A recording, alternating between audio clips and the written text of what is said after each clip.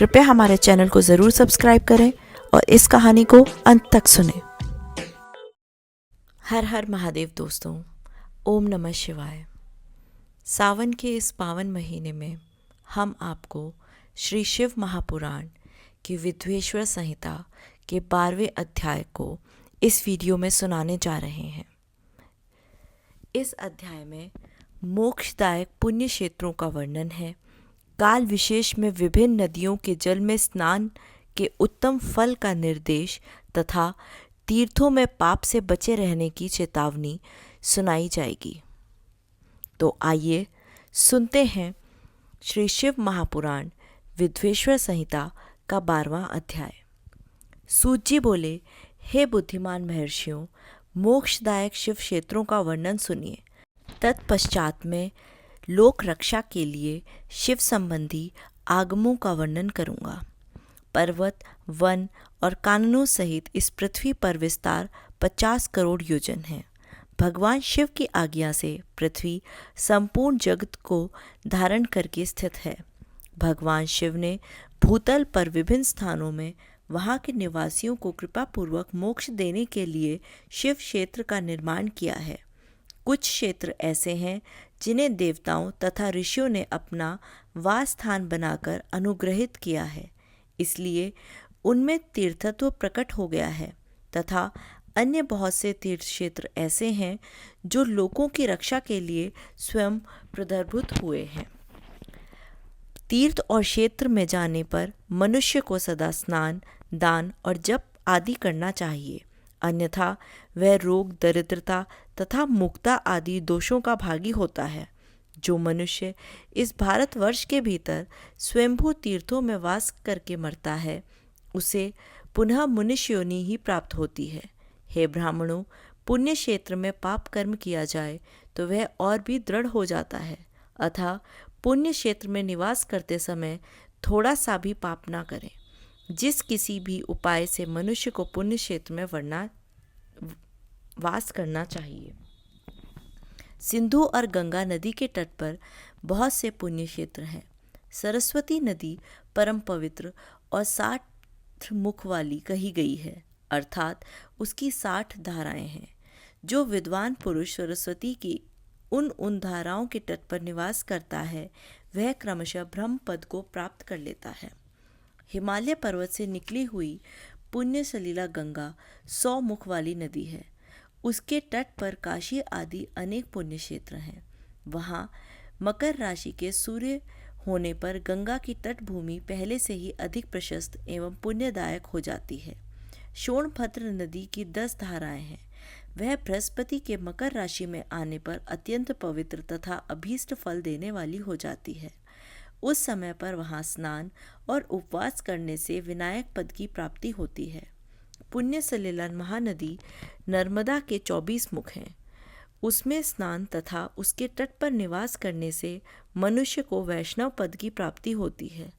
तमसा नदी के 12 तथा रेवा के 10 मुख हैं। परम पुण्यमयी गोदावरी की 21 मुख बताए गए हैं। वह ब्रह्म हत्या तथा गौवध के पाप का भी नाश करने वाली एवं रुद्र लोक देने वाली है। कृष्णवेणी नदी का जल बड़ा पवित्र है। वह नदी समस्त पापों को नाश करने वाली है। उसके 18 मुख बताए गए हैं तथा वह विष्णु लोक प्रदान कराने वाली है। तुंगभद्रा के 10 मुख हैं। वह ब्रह्मलोक देने वाली है। पुण्य सलीला स्वर्णमुखी के 9 मुख कहे गए हैं। ब्रह्मलोक से लौटे हुए जीव तथा उसी के तट पर जन्म लेते हैं।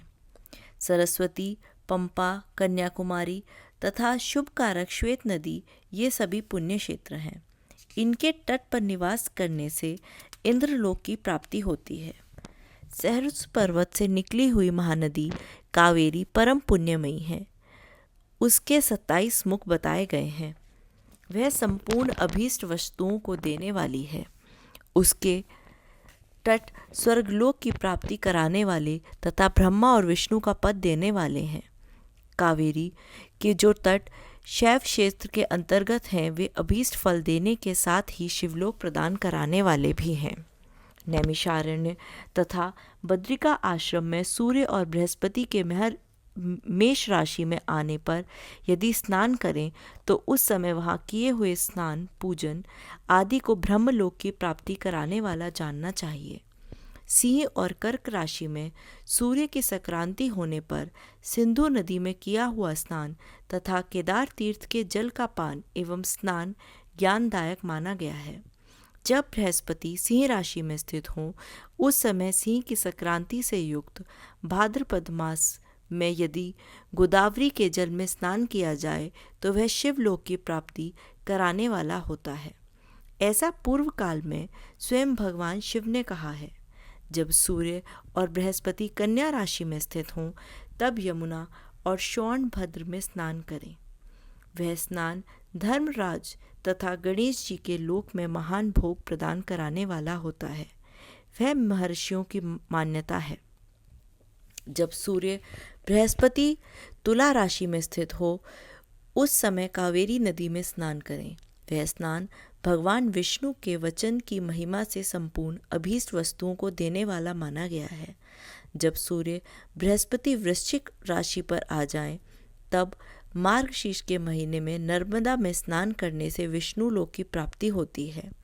सूर्य और बृहस्पति के धनु राशि में स्थित होने पर सुवर्णमुखी नदी में किया हुआ स्नान शिवलोक प्रदान कराने वाला होता है।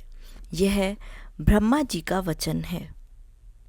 जब सूर्य और बृहस्पति मकर राशि में स्थित हों उस समय माघ मास में गंगा जी के जल में स्नान करना चाहिए। ब्रह्मा जी का कथन है कि वह स्नान शिवलोक की प्राप्ति कराने वाला होता है।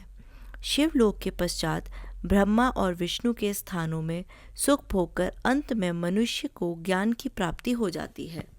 माघ मास में तथा सूर्य के कुंभ राशि में स्थित होने पर फाल्गुन मास में गंगा जी के तट पर किया हुआ श्राद्ध, पिंडदान अथवा तिलोकदान पिता और नाना दोनों कुलों के पितरों की अनेक पीढ़ियों का उद्धार कराने वाला माना गया है।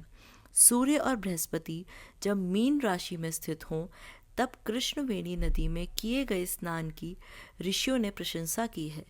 उन महीनों में पूर्वोक्त तीर्थों में किया हुआ स्नान इंद्र पद की प्राप्ति कराने वाला होता है। विद्वान पुरुष गंगा अथवा कावेरी नदी का आश्रय लेकर तीर्थवास करे। ऐसा करने से उस समय में किए हुए पाप का निश्चय ही नाश हो जाता है। रुद्रलोक प्रदान करने वाले बहुत से क्षेत्र हैं। ताम्रपर्णी और वेगवती ये दोनों नदियाँ ब्रह्मलोक की प्राप्ति रूप फल देने वाली हैं। उन दोनों के तट पर अनेक स्वर्गदायक क्षेत्र हैं।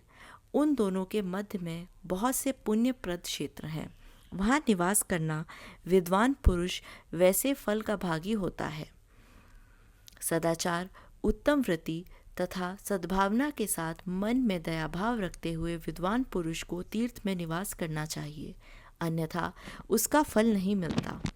पुण्य क्षेत्र में किया हुआ थोड़ा सा भी पुण्य भी अनेक प्रकार से वृद्धि को प्राप्त होता है तथा वहाँ किया हुआ छोटा सा पाप भी महान हो जाता है। यदि पुण्य क्षेत्र में रहकर ही जीवन बिताने का निश्चय हो तो उस पुण्य संकल्प से उसका पहले का सारा पाप तत्काल नष्ट हो जाएगा, क्योंकि पुण्य को ईश्वरदायक कहा गया है। हे ब्राह्मणों, तीर्थवास जनित पुण्य कायिक, वाचिक और मानसिक सारे पापों को नाश कर देता है। तीर्थ में किया हुआ मानसिक पाप वज्रलेप हो जाता है, वह कई कल्पों तक पीछा नहीं छोड़ता है। वैसा पाप केवल ध्यान से ही नष्ट होता है, अन्यथा नष्ट नहीं होता। वाचिक पाप जप से तथा कायिक पाप शरीर को सुखाने जैसे कठोर तप से नष्ट होता है। धनोपार्जन में हुए पाप दान से नष्ट होते हैं, अन्यथा करोड़ों कल्पों में भी उनका नाश नहीं होता। कभी कभी अतिशय मात्रा में बड़े पापों से पुण्य भी नष्ट हो जाते हैं। पुण्य और पाप दोनों का बीजांक वृद्ध्यांश और भोगांश होता है। बीजांश का नाश ज्ञान से, वृद्ध्यांश का ऊपर लिखे प्रकार से तथा भोगांश का नाश भोगने से होता है। अन्य किसी प्रकार के करोड़ों पुण्य करके भी पाप के भोगांश नहीं मिट सकते। पाप बीज के अंकुरित हो जाने पर उसका अंश नष्ट होने पर भी शेष पाप भोगना ही पड़ता है।